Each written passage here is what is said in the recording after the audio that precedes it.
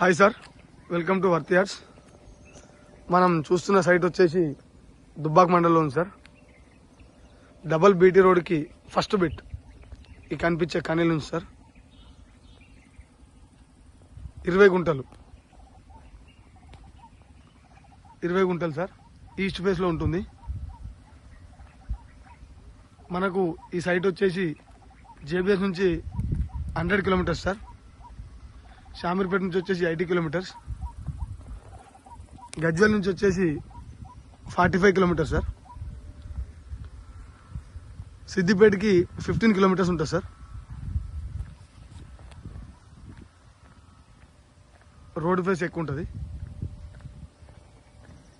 Red soil sir. ఈ కనిపించే నీలగిరి తోట మొత్తం.